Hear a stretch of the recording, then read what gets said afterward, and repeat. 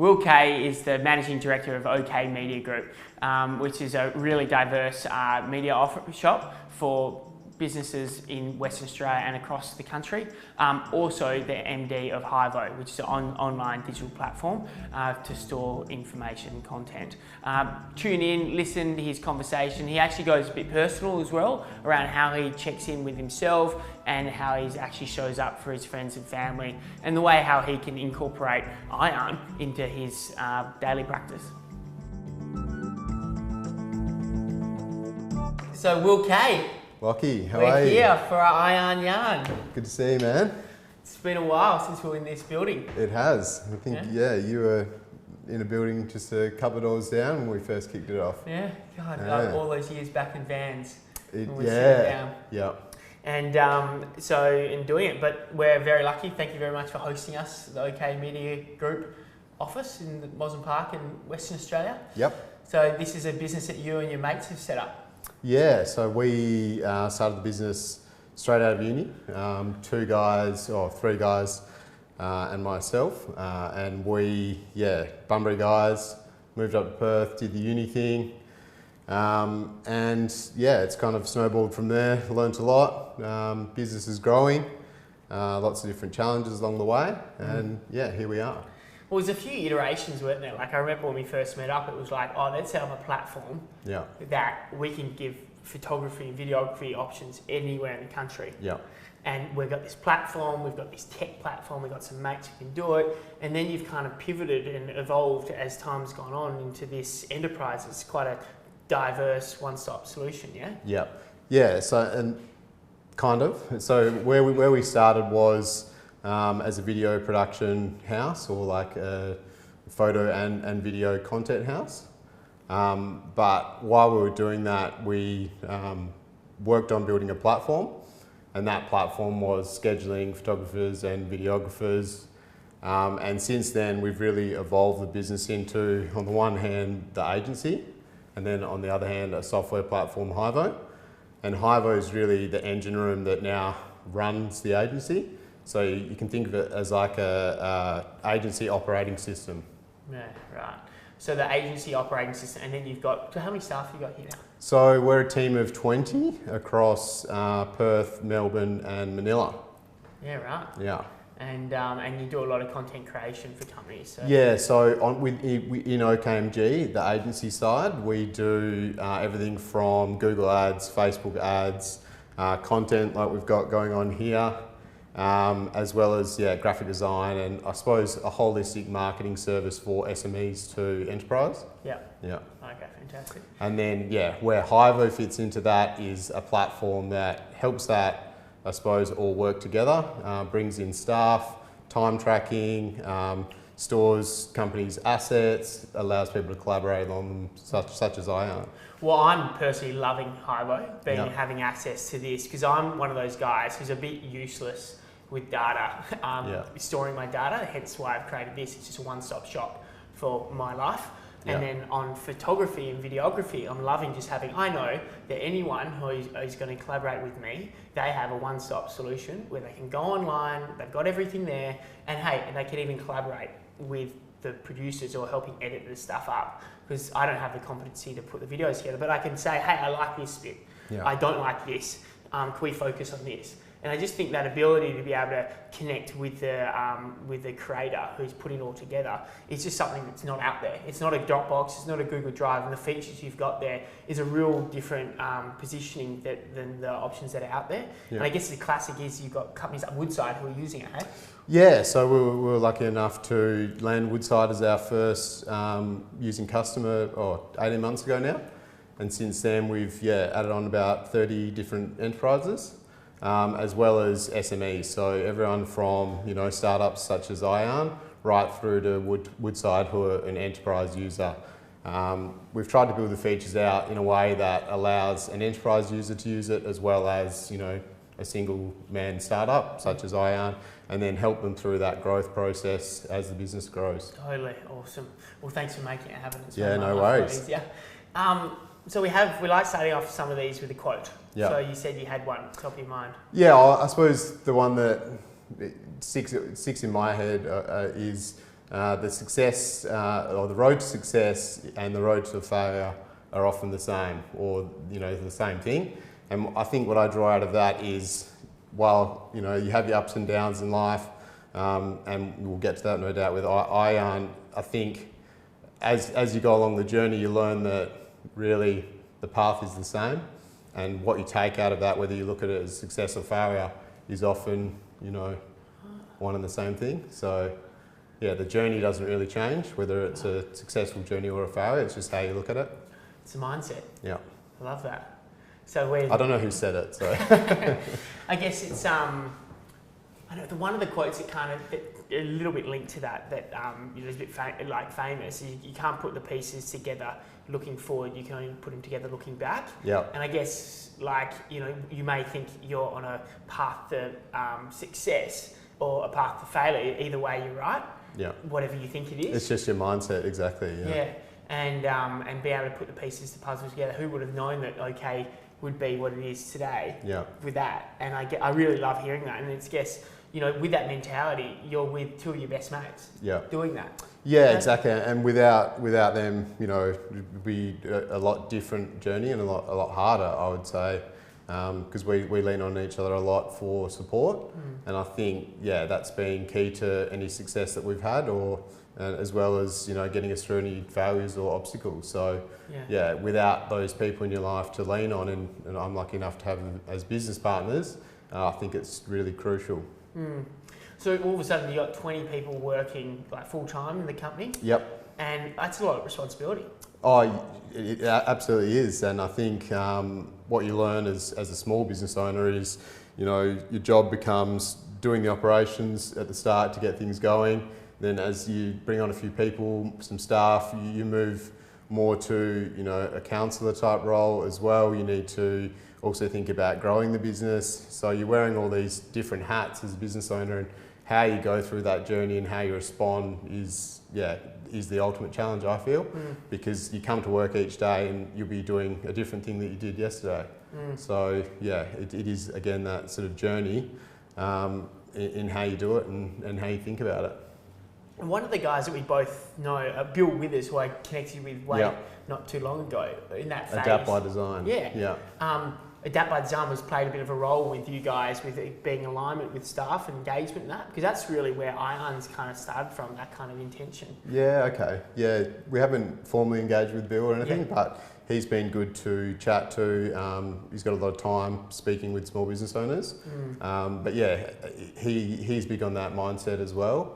And I suppose, he's good to bounce some ideas off.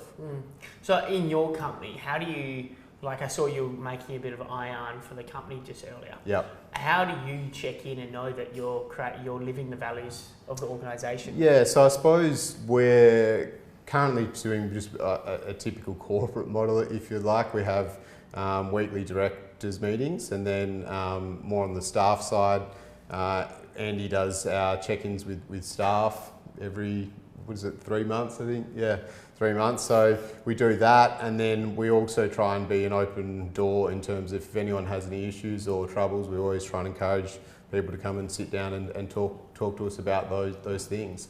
But that's why I think for us, a product like ION offers a lot of, opportunities to improve and a systemised and processed way of doing that.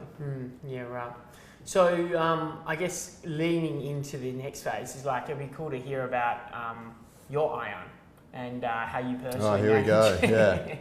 So we've got a few different things here, and how we having these conversations is maybe talk about some of these strengths here. These are huge strengths that you've got here.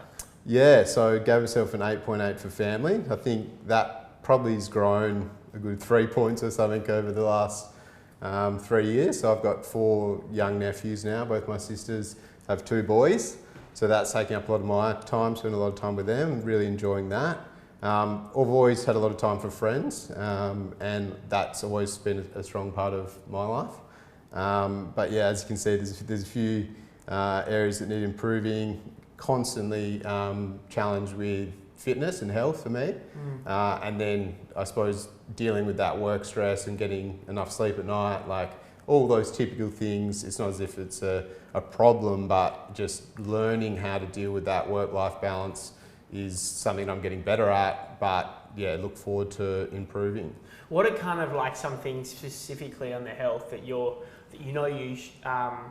should do, but you just, for whatever reason, you're not doing them? Yeah, I suppose it's just, for me, getting back into that. I played a lot of sport throughout school. That was a big part of my life. And then I suppose I'm someone that does something, whatever area it is, and would go hard at that. So at the moment, it's family and friends. It seems like back when I was in school, it was that sport and I suppose more healthy, existence. But yeah, so like with that, my personality type, it's like go hard at this one thing or go hard at this other. It's hard to get that holistic wheel, which Ian's trying to achieve. So yeah. So do you feel like an integration of this more consistently to check in these areas of life, could be of value to you? Oh, absolutely. And I suppose the initial things to improve that health stat would be getting to the gym, 5 times a week or every single day, just building up to that point, having something to look back on, reflect, hey, what's my score this week? What's my score? Have I checked in with myself? Yeah. Have I checked in, at work? How am I going?